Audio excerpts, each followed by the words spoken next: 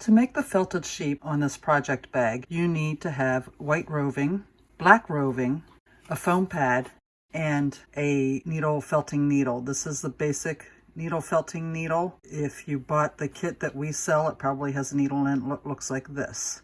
So some of them have a fancier handle, but this is the basic needle right here. My needle is dull, so I'm going to use the basic needle to demonstrate.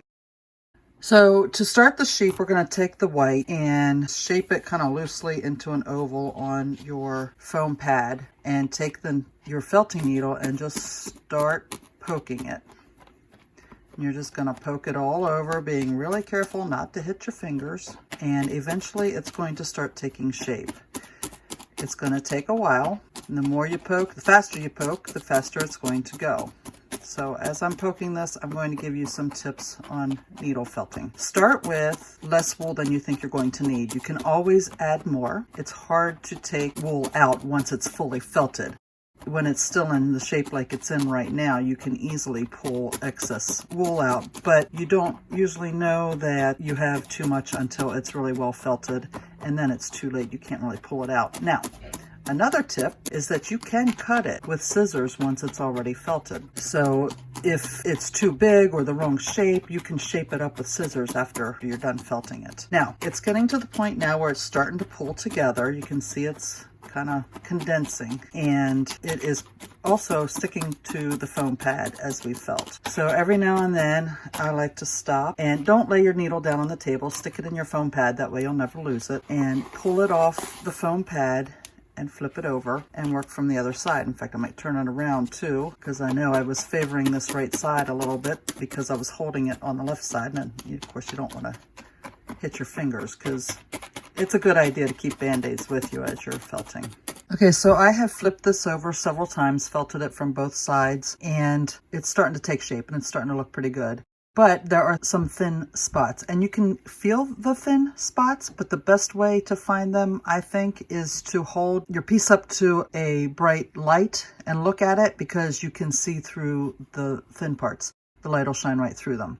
So on those thin parts, you're going to take some more roving and just tuck it in on top of the thin part and hold it there to get it started, and just simply build up those thin parts with more roving. So I'm going to go around all my thin parts and just put a little more roving in. And we'll keep repeating this process of flipping it over and filling in the thin spots until we have a piece that we're happy with. So when you are happy that it's fairly uniform thickness for this piece, it doesn't have to be perfectly uniform because it's going on your bag, but what you don't want is your bag color to show through your sheet. So if it's a little bit thin at some places, it's not going to hurt, as long as it's not so thin that your bag color is going to show through. Now, the other tip I wanted to show you right now is that the wool shrinks in the direction that you poke it. So if you poke the edges, you can adjust the shape. As you can see, that wool is going in the direction that I'm poking it.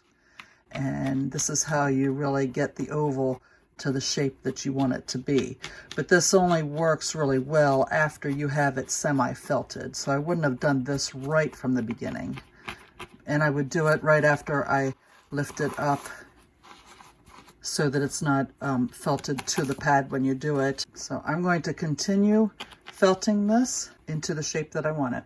Now I have my sheep body ready to be put onto the bag. It's not completely finished, it's still kind of fuzzy, but it is holding its shape, and it is the shape that I want it to be. And it's about 3 inches by 4 inches. I'm going to switch to the white pad now because I'm switching to black roving, and you can see it better on the film. One of the tips I wanted to tell you about is don't try to pull the roving apart with your hands close together like this. You can't do it. You got to spread your hands apart and it'll pull it right apart then. What happens when you're holding your hands close together is you're holding both ends of the same hair. So of course that won't come apart. So get you a little bit of black to form the head and put it on your block. And it's just going to start out as a blob, but we're going to shape it into a triangle about the size and shape of a guitar pick. And you see that's already starting to take shape. And we're going to poke it the same way we did the body, just repeatedly poking and using the needle to push it in the direction we want it to go. Of course, if you made a different size body, you're going to want it to be in relative size to the body. So like that head's still a little big. But as I felt it, it's going to get smaller. All right, and here's my finished head. Don't worry at this stage, it doesn't have to be perfect because we're going to put bangs and ears on it yet. And now it's time to do the ears. And the ears and the legs are done exactly the same. We're going to use the black roving, and for both of the ears and the legs, we want to make a stick that's like 2 inches long. So I just take some roving and I kind of twist it like this and start felting it. And it's still the same as the other stuff. It's just twisting it kind of keeps it together and, you know, gets that stick shape going as opposed to just leaving it untwisted. So I have my ears done and my leg is almost done. So yours might be looking like this and getting frustrated. One of the things you can do is put it between your hands and kind of roll it between your hands real fast like that. Now look how much that felted it just by rolling it between my hands. Now my legs and my ears are nearly done. The only thing left to do is to cut them in half. Now my legs especially got kind of long. It's okay. We can cut them down shorter when I put everything together. Now we're going to start the tail. The tail is done just like the last 2 pieces were done. Now one little tip I wanted to tell you is you always have this one end that kind of tapers off into nothing. I folded it in half. You don't have to do that. If you don't, you'll have 2 ends that taper down into nothing. Before you twist it up, if you just turn that end under, now you can twist it and it's got more of a similar thickness to the other side. And that's important for like the ears and the legs where you want them to be symmetrical. Now my bangs and my tail are done and we're going to move on to starting the assembly. I am going to start with assembling the ears to the head. So figure out where your snout's going to be, and that's going to be at the bottom, and your ears are going to go on the top, and they're going to go like this. Now, you can position them so that they are coming together in the center like this, or you can position them out here. It's going to depend on how long you want your ears to be. I made my ears kind of long, so I'm going to go ahead and position them a little bit toward the middle. Once you figure out the position you want on them, use your needle to start felting them to the head.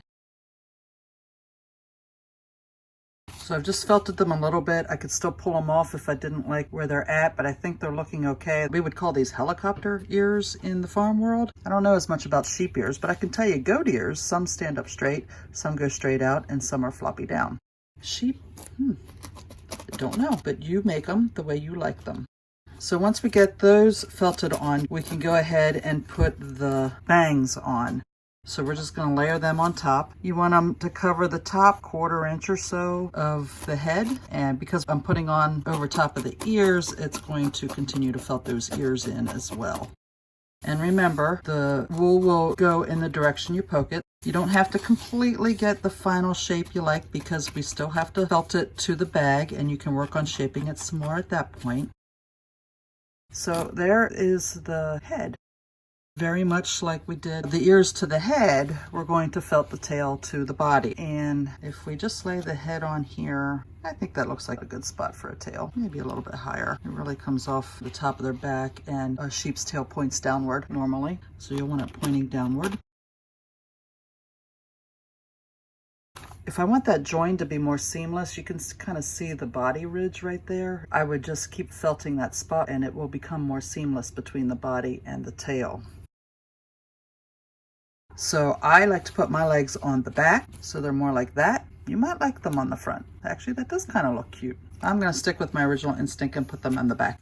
Now my legs are really long, so I'm going to cut my legs down a little bit, and positioning them is total preference. All right, so at this point we've basically got 2 pieces. We have the body with the feet and the tail, and we have the head with the ears and the bangs. At this point I am going to get my project bag and felt them to the project bag. This is my project bag, and I'm going to take my foam pad and put it inside, just underneath where I'm going to work. That way I'm not poking through onto the surface I'm working on. And line it up so that it's kind of in the center of your front. Put your sheep on, and I like to kind of position everything before I needle felt it. to make sure it's where I want it. And now we're going to do the same thing we've been doing. We're just going to start felting that right onto the bag.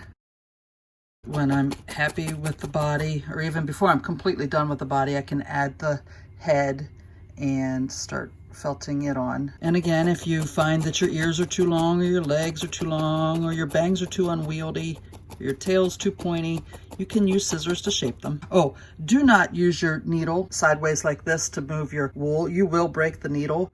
Only use the needle in an up and down motion. You almost caught me breaking the needle there. That is a bad idea. You'll go through a lot of needles if you do that. Then the only thing left to do is to sew the face on. You're going to use French knots for the eyes, and there is a link in the pattern for instructions on how to do a French knot, and just a little running stitch for the mouth, and you can see what they look like in the photos on the pattern. I do like to go around the edges like this, in from the side, to kind of firm up those edges, and it almost gives it a little bit of a 3D effect because it puffs up those edges just a little bit and defines them a little better. But again, that's a matter of preference. You might like it more flat. You'll know you're done because it will be firmly attached to the bag. You will not be able to pull it off.